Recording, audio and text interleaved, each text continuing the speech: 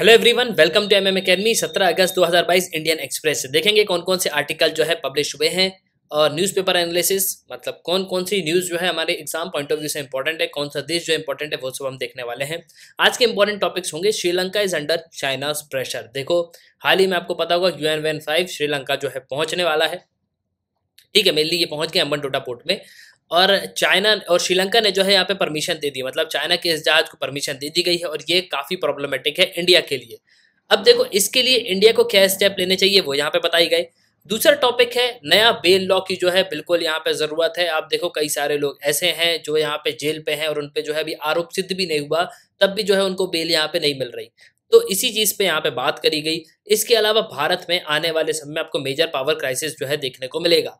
और देखो, मैं आपको एक चीज़ बता दूं कि पावर सेक्टर जो कंपनी है आज समय बहुत ज़्यादा लॉस पे है। कई स्टेट्स भी जो है लॉस पे, इस पे कई सारे आर्टिकल जो हमने डिस्कस किए हैं। मेनली पंजाब और राजस्थान जो है वो सबसे ज़्यादा आपको दिक्कत में देखने को मिलेंगे। और प्राइम मिनिस्टर नरेंद्र मोदी ने कई बार जो है यहाँ पे जो ये रेवड़ी कल्चर है, जो फ्रीबीज बांटी जा रही हैं, उनके बारे में यहाँ पे बताया है कि घाटा जो है लगातार बढ़ता ही जा रहा है। अगर इसको हमने कंट्रोल नहीं किया तो आने वाले समय में स्टेट्स को जो है बहुत ज़्यादा प्रॉब्लम झेलनी पड़ेगी। तो वीडियो को शुरू करने से पहले आज जो क्वेश्चन है उसका आपको आंसर देना है कि फीफा का हेडक्वार्टर कहाँ पे है। देखो, पहले तो फीफा का हेडक्वार्टर कहाँ था वो भी आपको बताना है। इसके बाद इसको जो है बाद में कहाँ शिफ्ट किया गया वो भी आपको बताना है। तो क्वेश्चन जो है यहाँ पे दो हैं। तो फीफा हेडक्वार्टर किस देश में लोकेटेड है वो आपको बताना है। इसके अलावा फीफा की क्या हिस्ट्री रही है वो भी जो है आप बता सकते हो। आगे बढ़ते इंडियन एक्सप्रेस आज का जो है कुछ इस तरीके का आपको देखने को मिलेगा। ये आप देख लीजिए, इस तरीके से जो है आज का इंडियन एक्सप्रेस पब्लिश हुआ है। ठीक है, ये कश्मीरी पंडित का जो है जो प्रॉब्लम है वो बढ़ता ही जा रहा है।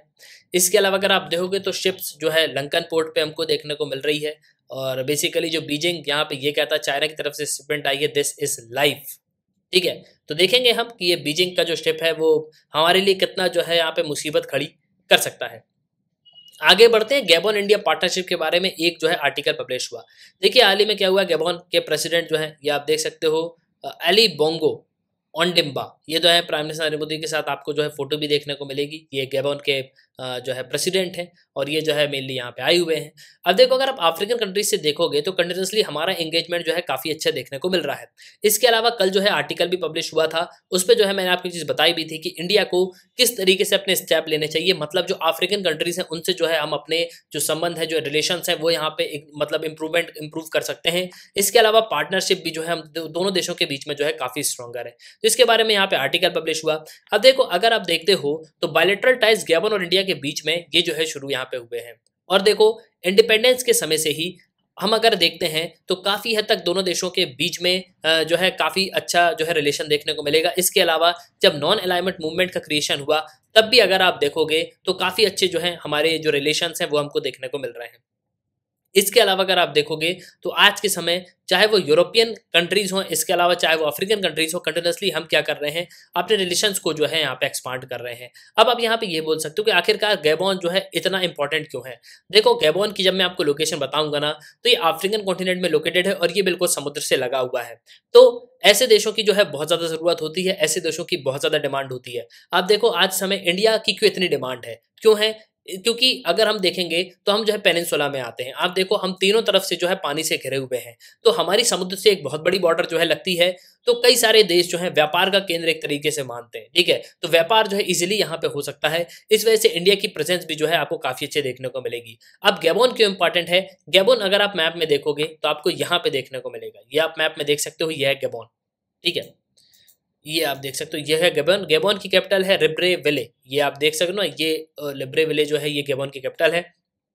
अब देखो, इंडिया की इंपॉर्टेंस अगर हम देखें इंडिया के प्रोस्पेक्टिव से, ये गैबन है वो क्यों इंपॉर्टेंट है। देखो, पहली बात तो गैबन इसलिए यहाँ पे इंपॉर्टेंट है कि यहाँ से हम जो है इजीली अपना ट्रेड कर सकते हैं। ठीक है, यहाँ से अगर आप देखोगे तो भारत अपना सामान जो है इस तरीके से यहाँ पे भेज भी सकता है। और फिर हम जो है और भी अफ्रीकन जो नेशंस हैं, ये जो लैंडलॉक्ड देश है ना, नाइजर है, इसके अलावा चाड है, सूडान है, इन सब देशों पे जो है हम क्या कर सकते हैं, अपना जो मेनली सामान है वो यहाँ पे भेज सकते हैं। अब देखो, जैसे आप डेमोक्रेटिक रिपब्लिक ऑफ कॉन्गो देखो, ठीक है, ये भी जो है काफ़ी इंपॉर्टेंट कंट्री है। जाम्बिया देखो, जिम्बाब्वे देखो, तो ये सब जो देश हैं इन सब तक जो है हम क्या कर सकते हैं, अपना सामान यहाँ पे पहुंचा सकते हैं। और इससे होगा क्योंकि हमारा जो व्यापार है वो यहाँ पे बढ़ेगा। इसके अलावा हम सिक्योरिटी पॉइंट ऑफ व्यू से भी देखें तो गैबन जो है एक बहुत ही इंपॉर्टेंट रोल प्ले कर सकता है।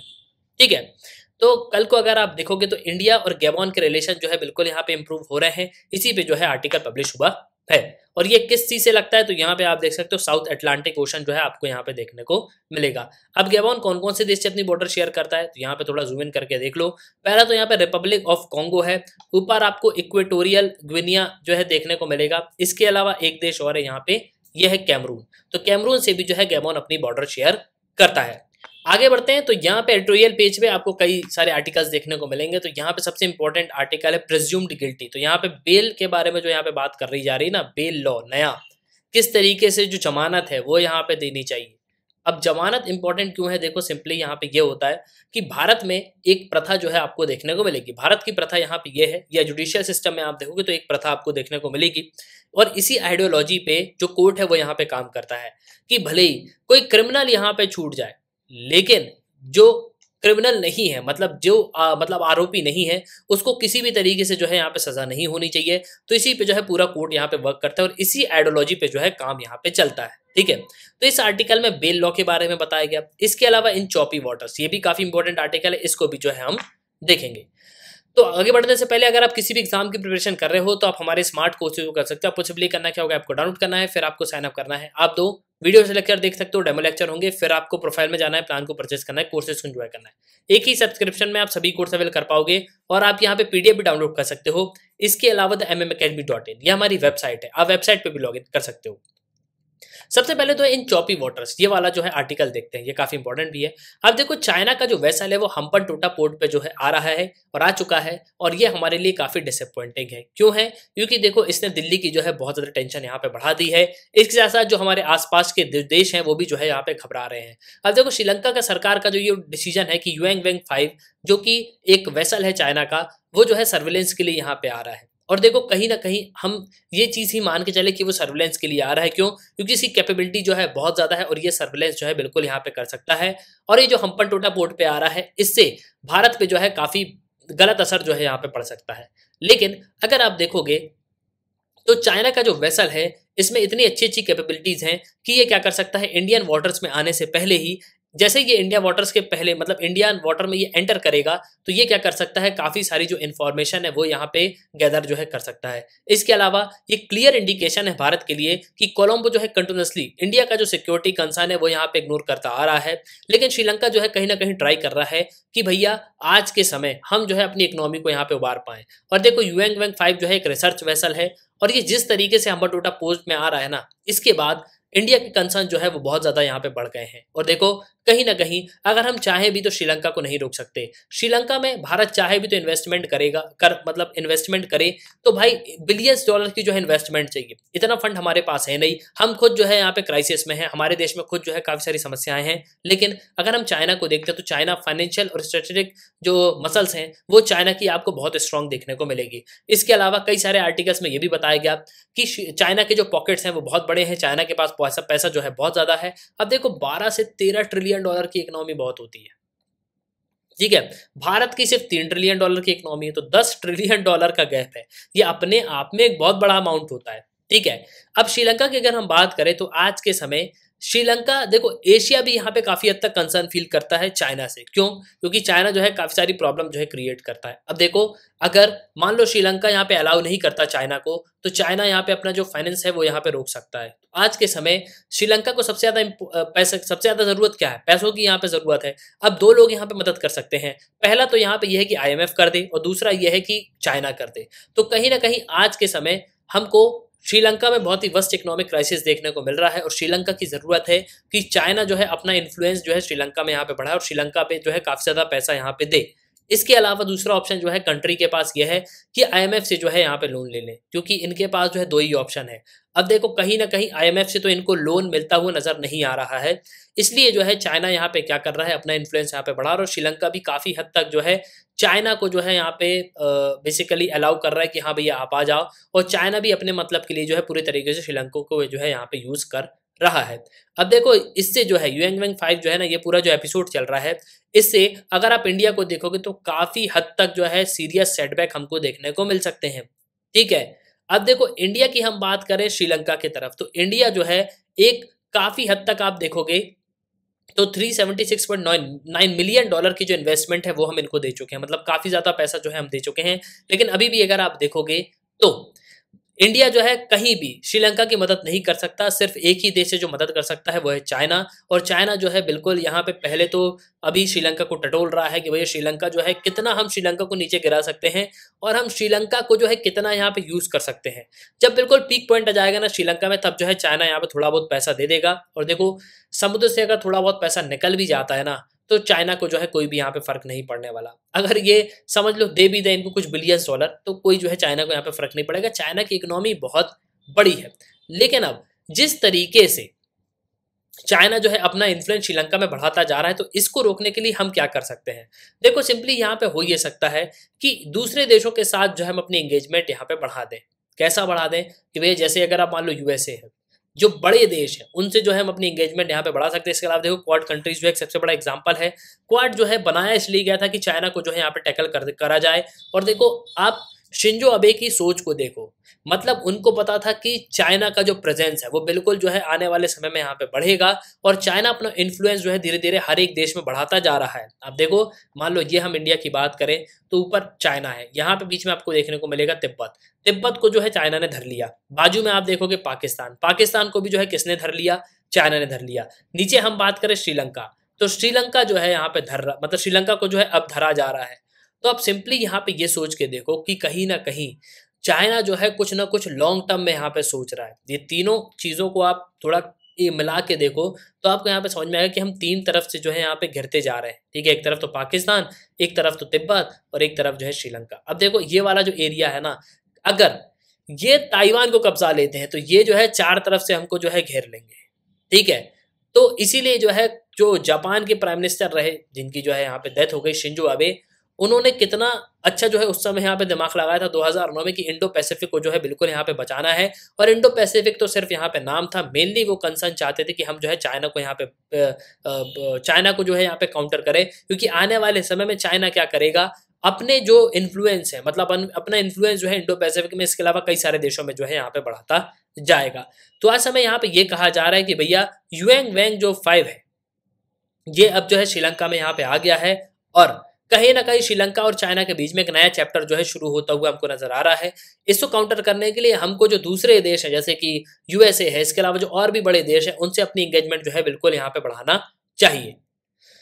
आगे बढ़ते हैं भाई। तो नेक्स्ट आर्टिकल जो है यहाँ पे प्रिज्यूम्ड गिल्टी, तो इसके बारे में जो है हम यहाँ पे डिस्कस करेंगे। अब देखो यहाँ पे क्या कहा जाता है, तो ये जो है आर्टिकल है और ये उपमा गौतम ने जो है इस आर्टिकल को लिखा हुआ है।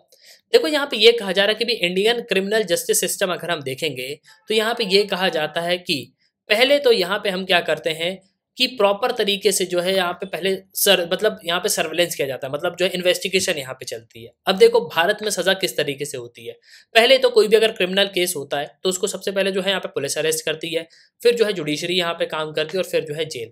तो इस तरीके से तीन पिलर जो है हमको यहाँ पे देखने को मिलते हैं। अब जो प्रिजन स्टैटिक्स ऑफ इंडिया 2020 की एक रिपोर्ट पब्लिश हुई, जिसमें यहाँ पे ये कहा गया कि भैया 76% जो प्रिजनर्स है वो इस तरीके के हैं जो अंडर ट्रायल्स के हैं, मतलब उन पे केस तो यहाँ पे चल रहा है, मतलब सिद्ध नहीं हुआ आरोप यहाँ पे सिद्ध नहीं हुआ, लेकिन अभी भी जो है वो जेल में है और उनको जो है यहाँ पे बेल नहीं मिल रही है, मतलब जमानत जो है यहाँ पे नहीं मिल रही। तो कहीं ना कहीं ये कहा जा रहा है कि भैया नया बेल लॉ जो है लाने की यहाँ पे जरूरत है। क्यों है?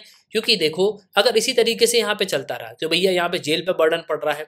इसके अलावा जो लोग यहाँ पे जेल में बंद है वो 4-4 साल हो गए उनको, उन पे जो है ट्रायल यहाँ पे चल रहा है, अभी तक अगर आप देखोगे तो उनका आरोप सिद्ध नहीं हुआ, तो वो कब तक जो है इस तरीके से यहाँ पे बैठे रहेंगे। ठीक है, उनके घर में भी तो परिवार है। अगर मान लो किसी घर में कोई एक कमाने वाला हो और वो जेल चला जाए, उसके ऊपर यहाँ पे केस चल रहा हो, और पुरानी पिक्चर्स में आपने देखा ही होगा किस तरीके से जो है यहाँ पे जेल में डाल दिया जाता है। ठीक है, तो इस तरीके से जो है पूरी फैमिली पे यहाँ पे जो है दूसरे पे बर्डन आ जाता है। अब देखो, यहाँ पे ये कहा जा रहा है कि यही जो है एक तरीके की यहाँ पे ब्रीच है।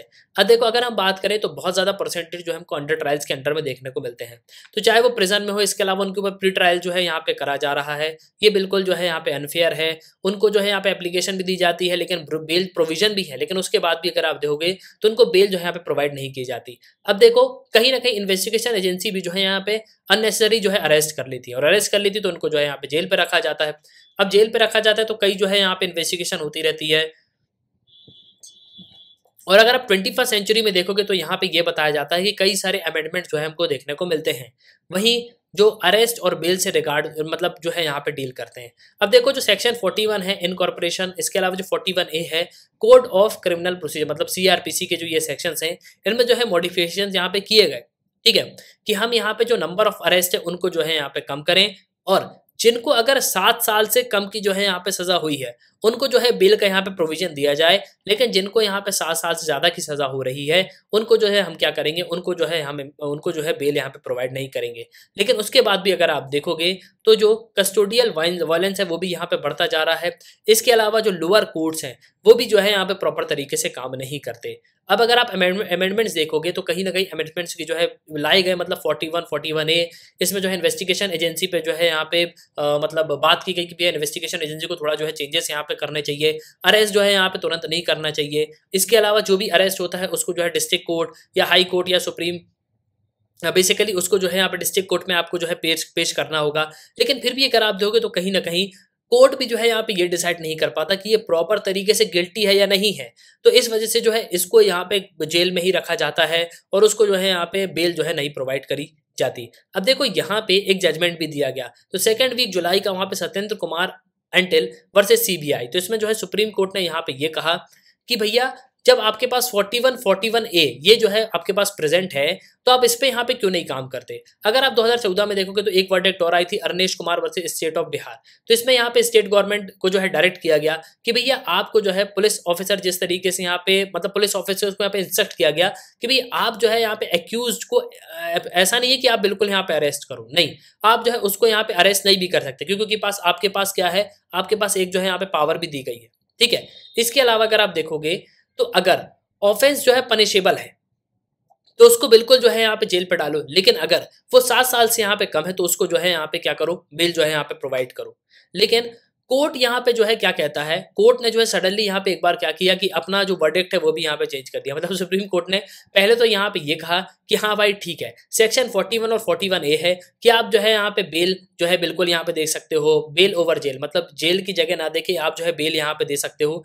लेकिन आप जो है यहाँ पे क्या करो, पहले तो प्रॉपर इन्वेस्टिगेशन करो, लेकिन इन्वेस्टिगेशन आप जो है जल्दी करो। और आखिरकार कोर्ट भी जो है कहीं ना कहीं ये डिसाइड नहीं कर पाता कि इस बंदे को जो है जेल पे रखना चाहिए या नहीं रखना चाहिए। ठीक है, अब अगर आप देखोगे तो स्टेप बाय स्टेप जो प्रोसीजर्स हैं वो हमको जो है यहाँ पे देखने को मिलते हैं। मतलब कोर्ट जो है यहाँ पे स्टेप बाय स्टेप जो है प्रोसीजर यहाँ पे दिए गए, तो कहीं ना कहीं आप देखोगे तो कोर्ट की यहाँ पे गलती है, पुलिस की भी यहाँ पे गलती है। इसके अलावा अगर आप देखोगे तो कई सारे देशों में जैसे यूके, यूएस, ऑस्ट्रेलिया, न्यूजीलैंड, यहाँ पे जो है आपको लीगल सिस्टम जो है देखने को मिलेगा। 26 जो लॉ है, कमीशन रिपोर्ट भी यहाँ पे सबमिट करी गई कि भैया देखो यहाँ पे जो है बेल का प्रोविजन है कि बिल्कुल जो है आप यहाँ पे बेल जो है दे सकते हो कुछ कंडीशंस पे। लेकिन अगर आपको ये पता है कि भैया ये जो है आरोपी है और इसको बाहर छोड़ना जो है बहुत ज्यादा खतरनाक है, इसने कई सारे क्राइम कर चुके हैं, तो उसको जो है बिल्कुल यहाँ पे नहीं छोड़ा जाएगा।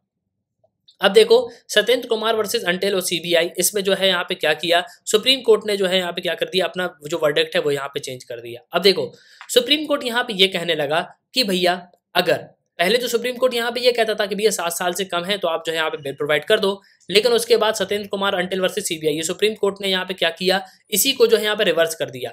दूसरे मतलब केस में जो supreme court in Vijay Madanlal Chaudhary versus union of India PMLA, ये केस जो है यहाँ पे दायर किया गया। तो यहाँ पे ये कहा गया कि सेक्शन 45 जो prevention of money laundering act है वो यहाँ पे ये कहता है कि नहीं, कोई भी यहाँ पे इनोसेंट नहीं है, इसको जो है सीधे यहाँ पे जेल पे डालो। तो देखो कहीं ना कहीं कोर्ट भी जो है यहाँ पे डिसाइड नहीं कर पा रहा कि हमको जो है क्या डिसीजन देना चाहिए।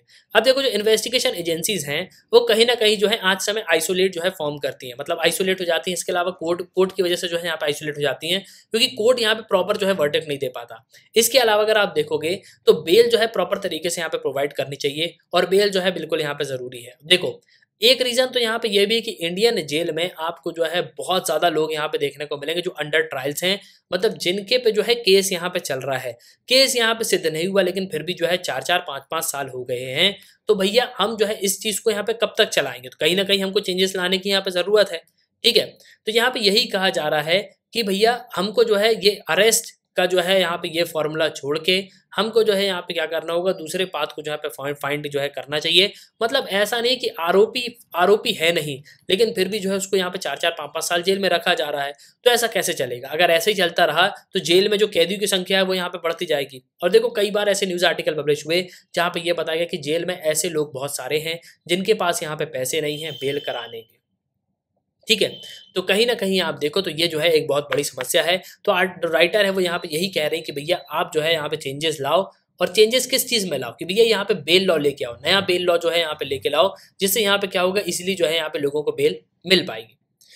नेक्स्ट बढ़ते हैं भैया पावर रियलिटी चेक। देखो यहाँ पे क्या हो रहा है कि भैया डाटा जो है पूरा शो किया गया किस तरीके से जो डिस्कॉम है वो यहाँ पे घाटे पे जा रहा है, और आने वाले समय में भारत में जो है एक बहुत ही बड़ा पावर क्राइसिस जो है हमको देखने को मिलेगा। अब ये कैसे मिलेगा, देखो आज के समय हो क्या रहा है कि एक रिवैम्प्ड डिस्ट्रीब्यूशन सेक्टर स्कीम जो है ये भारत सरकार लेके आई। अब जो डिस्ट्रीब्यूशन सेक्टर है, मतलब जो यहाँ पे पावर बिजली जो उत्पादन, मतलब बिजली जो भेजती है, मतलब जैसे पावर ग्रिड है, जो बिजली जो है यहाँ पे घर तक यहाँ पे देती है, ठीक है, मतलब प्लांट से यहाँ पे बिजली पावर ग्रिड आती है, पावर ग्रिड जो है उसको यहाँ पे डिस्ट्रीब्यूट करती है। अब देखो यहाँ पे क्या कहा जा रहा है कि भारत सरकार कहीं ना कहीं बहुत सारे अटेम्प्ट तो यहाँ पे ले रही कि भैया हम जो पावर सेक्टर है उसको हम यहाँ पे रिवाइव करें, लेकिन अगर आप देखोगे तो ये जो रेवड़ी कल्चर चला आ रहा है ना, इससे जो है भारत को बहुत ज्यादा पहले ही यहाँ पे नुकसान हो चुका है। और अगर आप आज देखोगे तो जो आरबीआई और पीआरएस की जो रिपोर्ट्स है वो भी यहाँ पे ये कहती है कि भैया फिजिकल सिचुएशन जो स्टेट्स की है वो बहुत ज्यादा खराब है। कैसे है, इनमें सबसे ज्यादा जो है आप देखोगे तो पंजाब और राजस्थान, ये जो दो देश हैं ये डेफिसिट में बढ़ते जा रहे हैं, मतलब इनके ऊपर कर्जा जो है बढ़ता जा रहा है, ये अपना पैसा नहीं चुका रहे, और आने वाले समय में ऐसा होगा कि ये जो स्टेट है ये जो है बहुत ज्यादा परेशान हो जाएंगे। अब देखो यहाँ पे ये कहा जा रहा है कि भैया स्टेट का जब पैसा यहाँ पे कर्जा बढ़ जाता है ना, तो कौन यहाँ पे पैसा देता है, भाई सेंट्रल गवर्नमेंट यहाँ पे देगी, लेकिन सेंट्रल गवर्नमेंट भी कब तक देगी। तो यहाँ पे यही कहा जा रहा है कि राजस्थान और पंजाब जिस तरीके की यहाँ पे अप्रोच पे चल रहे हैं, इनको जो है अपनी अप्रोच बिल्कुल यहाँ पे चेंज करने की जरूरत है, क्योंकि अगर ऐसा ही चलता रहा ना तो ये स्टेट जो है बिल्कुल यहाँ पे कोलैप्स हो जाएंगे, और आने वाले समय में ये इतना कर्जा जो है इनके ऊपर हो जाएगा। अब देखो कहीं ना कहीं आप देखते हो तो हम जो है डिस्कॉम ऑपरेशन की यहाँ पे बात करते हैं, तो स्टेट गवर्नमेंट के फाइनेंसेस पे अगर आप नजर डालोगे तो यहाँ पे आपको यही देखने को मिलेगा कि भैया सब्सिडीज यहाँ पे बहुत ज्यादा दी जा रही है, और सब्सिडीज देने के बाद भी, मतलब सब्सिडीज अगर आप नहीं गिनोगे तब भी जो है हम लॉस पे हैं, और अगर सब्सिडीज को हमने जोड़ लिया तो जो है बहुत ज्यादा लॉस पे हम देखने को मिल रहे हैं। यहाँ पे अगर आप देखोगे तो ये देखो विदाउट सब्सिडीज यहाँ पे बताई गई ये ब्लू वाली लाइन, और ये विद सब्सिडीज जो है यहाँ पे बताई गई उदय गारंटी योजना। तो अब देखो आप कितने लाख करोड़ का जो है यहाँ पे डिफरेंस आपको जो है देखने को मिलेगा। हालांकि पहले तो ये कम था, फाइनेंशियल ईयर 10, फाइनेंशियल ईयर 11, 12 में आप देखोगे तो ये कम था, लेकिन अभी अभी हम देखते हैं तो ये मेजर डिफरेंस जो है हमको देखने को मिल रहा है। ये आप देखो कितना बड़ा डिफरेंस है, ठीक है। तो कहीं ना कहीं हम ये देखते हैं कि भैया डिस्कॉम सेक्टर जो है बिल्कुल यहाँ पे लॉस पे जाते हुए जो है हमको नजर आ रहे हैं, और ये दो चार्ट पे जो है आप क्लियरली यहाँ पे देख सकते हो कि भैया जो डिस्कॉम सेक्टर है वो पूरी तरीके से यहाँ पे कोलैप्स हो रहे हैं। लेकिन अब प्रश्न यहाँ पे ये आता है कि आखिरकार डिस्कॉम सेक्टर को जो है बर्बाद कौन कर रहा है। तो यहाँ पे हम जो है और थोड़ा आर्टिकल को पढ़ते हैं। देखो इस आर्टिकल में पूरी तरीके से यहाँ पे बताया गया क्या क्या हुआ है। अब अगर आप यहाँ पे ये देखते हो, अगर हम सिर्फ डेटा ले लें, ठीक है, तो यहाँ पे ये बताया जा रहा है कि एस्टीमेट जो फिजिकल ईयर 2021 का है, तो यहाँ पे डिस्कॉम को जो है बहुत ही बड़ा लॉस हुआ है। ये करीब 22.1 लाख करोड़ का जो है लॉस है, और ये विदाउट सब्सिडीज है, मतलब ये विदाउट सब्सिडीज है। अगर हमने सब्सिडीज को जोड़ लिया तो करीब 3 लाख करोड़ रुपए जो है ये खाली लॉस हो रहा है। अब देखो यहाँ पे अगर आप देखोगे तो टोटल करीब 78,000 करोड़ का जो लॉस है वो हमको देखने को मिल रहा है। और देखो सिर्फ ये एक सेक्टर की बात नहीं है, अगर आप सभी सेक्टर को जोड़ लोगे तो कितना लॉस जो है सरकार को यहाँ पे हो रहा है। तो यहाँ पे ये कहा जा रहा है कि भैया इस तरीके से अगर चलता रहा ना, अगर हमने जो है इसको रेस्क्यू नहीं किया तो भैया पूरे तरीके से एक क्राइसिस जो है हमको देखने को मिलेगा, और आने वाले समय में एक बहुत ही बड़ा जो मतलब जो क्राइसिस है वो हमको देखने को मिलेगा। इसके अलावा यहाँ पे बताया जा रहा है कि जो पॉन्जी स्कीम भी यहाँ पे लाई जाती है ना, तो ये भी जो है काफी हद तक जो है प्रॉब्लम क्रिएट कर रही है। इसके अलावा दूसरा फैक्टर यहाँ पे ये भी है कि ट्रांसपेरेंसी ना होना, प्रॉपर पारदर्शिता जो है ये जो सेक्टर्स है उनके बीच में नहीं है, इस वजह से ये सब प्रॉब्लम जो है क्रिएट यहाँ पे हो रही है। अब देखो यहाँ पे जिस तरीके से 2020-21 का डेटा हमने देखा कि भैया 2.1 लाख करोड़ का जो है हमको लॉस हो रहा है। इसके अलावा अगर हम इसको मतलब अगर हम सब्सिडीज को जोड़ लें तो करीब 3.3 लाख करोड़ का जो है लॉस हमको देखने को मिलता है। वहीं अगर हम बात करें उदय स्कीम की, तो उदय स्कीम ने भी जो है कई सारे यहाँ पे ग्रांट्स दिए, इसकी वजह से भी जो है डिस्कॉम एरिया जो है काफी हद तक जो है जो पावर जनरेटिंग कंपनीज हैं उनको भी जो है काफी ज्यादा प्रॉब्लम यहाँ पे हो रही है। तो यहाँ पे ओवरऑल 2.4 लाख करोड़ का जो है यहाँ पे पेएबल हमको देखने को मिलता है। इसके अलावा अगर हम बात करें स्टेट गवर्नमेंट की, तो स्टेट गवर्नमेंट यहाँ पे क्या कर रही है कि 1.5% जो है इनके जीडीपी का मतलब 1.5% के जो है लॉस पे हमको देखने को मिल रहा है। सिर्फ एक सेक्टर की बात यहाँ पे हो रही है। तो अगर आप और भी सेक्टर्स यहाँ पे देखोगे तो वो जो है और भी यहाँ पे लॉस पे देखने को मिल रहे हैं। अब देखो अगर हम सिर्फ गुजरात की बात करें तो गुजरात में जो पॉन्जी स्कीम है उसकी वजह से काफी हद तक जो है प्रॉब्लम हमको देखने को मिल रही है। अगर हम पिछले 5 सालों में देखें तो कॉस्ट जो है नियरली जो है यहाँ पे रेवेन्यू से जो है काफी हद तक यहाँ पे कवर करने की कोशिश करी गई, लेकिन फिर भी अगर आप देखोगे तो लॉस ही जो है हमको देखने को मिल रहा है। अब ये पॉन्जी स्कीम है क्या? देखो कहीं ना कहीं पॉन्जी स्कीम का मतलब यहाँ पे ये बताया जा रहा है कि भैया अब देखो मान लो जो पावर डिस्ट्रीब्यूशन कंपनी है वो तो यहाँ पे क्या करती है, बहुत सारा पैसा यहाँ पे ले लेती है, ठीक है। जो मेनली जो कुछ कंपनीज है वो यहाँ पे क्या कर रही है, जैसे कि अगर आप देखो तो पावर फाइनेंस कॉर्पोरेशन है पीएफसी, इसके अलावा जो रूरल इलेक्ट्रिफिकेशन कॉर्पोरेशन कंपनी है, तो ये यहाँ पे क्या करती है, इन दोनों कंपनी को चाहिए यहाँ पे पैसा। तो पहला तो ये क्या करती है कि कुछ पैसा यहाँ पे जो है बैंक से यहाँ पे ले लेती है, तो पीएसबी जो पब्लिक सेक्टर्स बैंक है वो यहाँ पे इनको पैसा दे देते हैं। इसके अलावा दूसरा जो है नॉन बैंक फाइनेंशियल कॉर्पोरेशन। अब देखो इसके अलावा क्या है, तो इसके अलावा ये जो है लोगों से यहाँ पे पैसा लेते हैं, मतलब जो बड़े इन्वेस्टर्स होते हैं ना उनसे यहाँ पे ये क्या करते हैं, पैसा ले लेते हैं। अब जब ये पैसा लेते हैं तो ये इन्वेस्टर्स को क्या बोलते हैं कि भैया इस स्कीम में आप निवेश कर दो, आपको जो है तुरंत यहाँ पे डबल पैसा मिल जाएगा। तो इन्वेस्टर यहाँ पे क्या करते हैं कि हाँ भाई ठीक है डबल पैसा मिलेगा, तो बिल्कुल जो है हम यहाँ पे क्या कर सकते हैं, पैसा जो है ले लेते हैं, पैसा जो है यहाँ पे इस स्कीम में डाल देते हैं। अब देखो जब जो पहले इन्वेस्टर्स हैं वो यहाँ पे बुम्बाबूम कर रहे हैं तो ये दूसरे इन्वेस्टर से पैसा लेके पहले वालों को यहाँ पे पैसा जो है दे देते हैं। अब दूसरा इन्वेस्टर जब यहाँ पे पैसे के लिए खड़ा होगा ना तो इनके पास बिल्कुल भी यहाँ पे पैसे नहीं होंगे। तो इसी को कहा जा रहा है कि भाई ये जो पॉन्जी स्कीम है ना इसकी वजह से क्या हो रहा है, जो सेक्टर्स है वो बिल्कुल जो है यहाँ पे लॉस पे होता जा रहा है, ठीक है। अब देखो 2021-22 का अगर आप डेटा देखोगे तो पावर सेक्टर जो पीएसबीज हैं करीब हम देखने को मिलता है कि 6 लाख करोड़ का जो है ये हमको जो डेप्ट है वो देखने को मिलता है। इसके अलावा मतलब लैंड हमको देखने को मिलता है, इनने जो है करीब इतना पैसा यहाँ पे लिया है। इसके अलावा पिछले 4 सालों में अगर आप देखोगे तो 2017 में इन्होंने 7.6 लाख करोड़ ले लिया, मतलब लोगों से जो यहाँ पे पैसा लिया जा रहा है। और देखो यहाँ पे ये बताया जा रहा है कि आने वाले समय में जो पावर सेक्टर है ना, मतलब पीएफसी और आरईसी ये जो है ये जो यहाँ पे पैसा ले रहे हैं ना ये नेक्स्ट वल्नरेबल है, मतलब आने वाले समय में ये काफी वल्नरेबल होंगे। और जब इनका कच्चा चिट्ठा खुलेगा ना, जो पीएफसी या आरईसी जितना पैसा यहाँ पे ले रही है, इसके बाद होगा क्या कि भैया आने वाले समय में एक मेजर क्राइसिस जो हमको देखने को मिलेगा। तो यहाँ पे 3 रियलिटीज के बारे में जो हमको पता चल रहा है कि भैया फाइनेंशियल प्रॉब्लम जो है डिस्कॉम की ये बिल्कुल वर्स्ट है और ये इंडिकेट कर रही है कि स्टेट गवर्नमेंट के फाइनेंसेस पे जो है काफी बड़ा असर जो है यहाँ पे पड़ेगा। दूसरा ये है कि आरबीआई ने जो एनालाइज किया है कि भैया वल्नरेबल जो है बिल्कुल यहाँ पे होती जा रही है पावर सेक्टर डिस्कॉम कंपनीज जो है, इनको जो है हमको बिल्कुल यहाँ पे क्या करना है, इनको जो है मॉनिटर करने की यहाँ पे जरूरत है। तो पीएफसी इसके अलावा आरईसी जो है, पीएफसी है ना मतलब यहाँ पे जो पावर फाइनेंस कॉर्पोरेशन है, इसके अलावा रूरल इलेक्ट्रिफिकेशन कॉर्पोरेशन है, इन पे जो है नजर रखने की यहाँ पे जरूरत है। और देखो ऐसा नहीं है कि सिर्फ यहाँ पे पंजाब और राजस्थान की बात हो रही है, नहीं, हिमाचल प्रदेश, उत्तर प्रदेश, बिहार ये जो है काफी हद तक एक्सटेंड होते हुए नजर आ रहे हैं। मतलब इन पे जो है काफी ज्यादा कर्जा आपको देखने को मिलेगा, मतलब इनका जो डेफिसिट और डेप्ट है वो बिल्कुल जो है यहाँ पे बढ़ता जा रहा है। तो स्टेट गवर्नमेंट को कहीं ना कहीं जो है बिल्कुल यहाँ पे बहुत सोच समझ के खर्च करना चाहिए, बहुत सोच समझ के जो है स्टेप लेने होंगे, नहीं तो स्टेट गवर्नमेंट जो है बिल्कुल यहाँ पे कोलैप्स हो जाएगी। पूरा पैसा जो पावर सेक्टर है ना उस पर जो है इनको यहाँ पे देना होगा और कर्जा जो है बिल्कुल जो है स्टेट्स का यहाँ पे बढ़ता जा रहा है। तो आई होप कि आपको जो है पूरा न्यूज एडिटोरियल जो है काफी हद तक समझ में आया होगा। तो 17 अगस्त 2022 का जो इंपॉर्टेंट न्यूज पब्लिश हुई थी वो सब मैंने आपको बता दी। तो एट लास्ट आई होप कि आपको जो है इस वीडियो में काफी कुछ जानने को मिला होगा। आप अपने ओपिनियन लिखिएगा जरूर। इसी के साथ ये था वीडियो का सुनने के लिए बहुत धन्यवाद। जय हिंद, जय भारत।